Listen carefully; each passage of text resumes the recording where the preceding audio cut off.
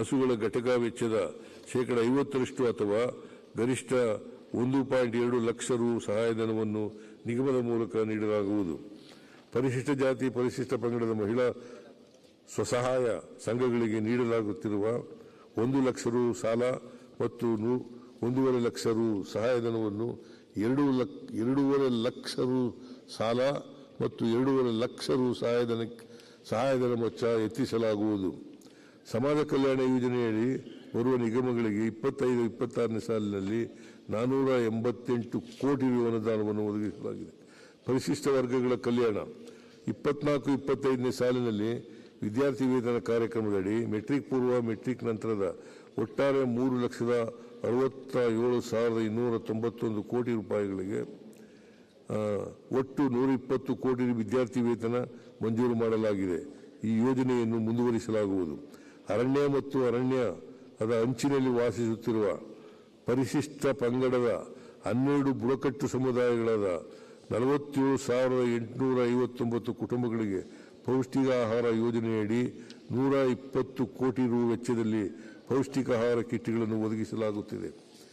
ಬುಡಕಟ್ಟು ಜನಾಂಗದ ಶೈಕ್ಷಣಿಕ ಉದ್ದೇಶಕ್ಕಾಗಿ ಸ್ಥಾಪಿಸಲಾಗಿರುವ 78 ಬುಡಕಟ್ಟು ವಸತಿ ಶಾಲೆಗಳಲ್ಲಿ 2025-26ನೇ ಸಾಲಿನಿಂದ 7ನೇ ತರಗತಿಯನ್ನು ಪ್ರಾರಂಭಿಸಲಾಗುವುದು. ಚಾಮರಾಜನಗರ, ಮೈಸೂರು ಮತ್ತು ಕೊಡಗು ಜಿಲ್ಲೆಗಳಿನ 5 ವಸತಿ ಶಾಲೆಗಳನ್ನು 12ನೇ ತರಗತಿಯವರೆಗೆ ಮೇಲ್ದರ್ಜೆಗೇರಿಸಲಾಗುವುದು.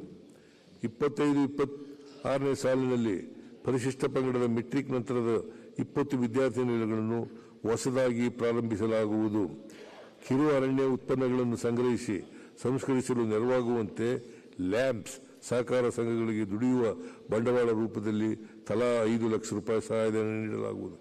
ರಾಜ್ಯದ ಬುಡಕಟ್ಟು ಸಂಸ್ಕೃತಿಯನ್ನು ಪರಿಚಯಿಸಲು ಮೈಸೂರು ನಗರದಲ್ಲಿ ಇರುವ ಬುಡಕಟ್ಟು ಸಂಶೋಧನಾ ಕೇಂದ್ರದ ಆವರಣದಲ್ಲಿ ಬುಡಕಟ್ಟು ವಸ್ತು ಸಂಗ್ರಹಾಲಯವನ್ನು ಸ್ಥಾಪಿಸಲು ಉದ್ದೇಶಿಸಲಾಗಿದೆ.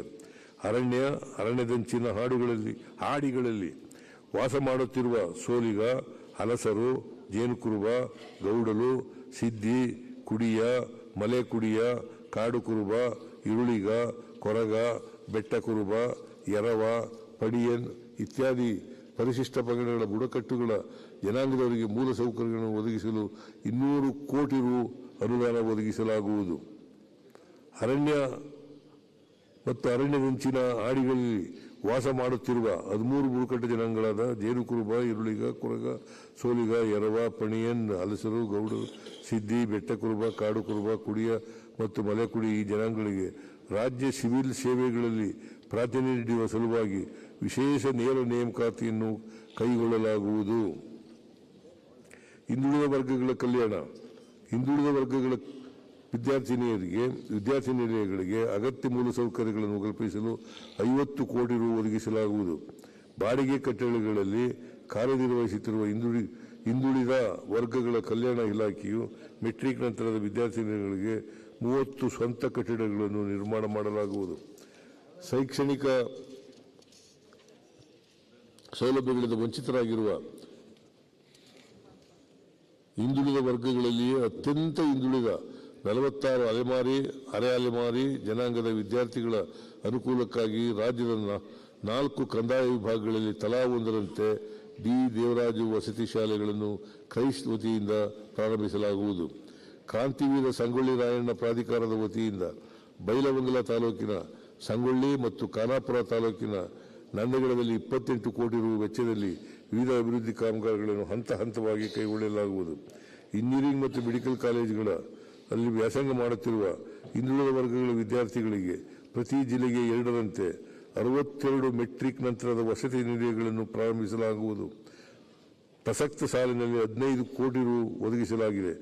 ಇವುಗಳ ಪೈಕಿ ಒಟ್ಟು 10 ಇಂಜಿನಿಯರಿಂಗ್ ವಸತಿ ನಿಲಯಗಳನ್ನು ವಿಶ್ವೇಶ್ವರಯ್ಯ ತಾಂತ್ರಿಕ ವಿಶ್ವವಿದ್ಯಾನಿಲಯ ಹಾಗೂ ಹಿಂದುಳಿದ ವರ್ಗಗಳ ಕಲ್ಯಾಣ ಇಲಾಖೆಯ ಸಹಯೋಗದೊಂದಿಗೆ 50-50 ಅನುದಾನದ ಅನುಪಾತದಲ್ಲಿ ಕಟ್ಟಡ ನಿರ್ಮಾಣ ಮಾಡಲಾಗುವುದು. ಸ್ವಂತ ಕಟ್ಟಡಗಳಲ್ಲಿ ಕಾರ್ಯನಿರ್ವಹಿಸುತ್ತಿರುವ ಹಿಂದುಳಿದ ವರ್ಗಗಳ ವಿದ್ಯಾರ್ಥಿ ನಿಲಯಗಳ ಕಟ್ಟಡ ದುರಸ್ತಿ ಮಾಡಲು 25 ಕೋಟಿ ರು ಒದಗಿಸಲಾಗುವುದು. ಅಲೆಮಾರಿ ಮತ್ತು ಅರೆ ಅಲೆಮಾರಿ ಜನಾಂಗದವರ ಕಾಲೋನಿಗಳ ಸಮಗ್ರ ಅಭಿವೃದ್ಧಿಗಾಗಿ 100 ಕೋಟಿ ರು ಅನುದಾನವನ್ನು ಒದಗಿಸಲಾಗುವುದು. ಹಿಂದುಳಿದ ವರ್ಗಗಳಿಗೆ ಸೇರಿದ ಅಲೆಮಾರಿ ಮತ್ತು ಅರೆ ಅಲೆಮಾರಿ ಜನಾಂಗದವರಿಗೆ ಭೂ ಒಡೆತನ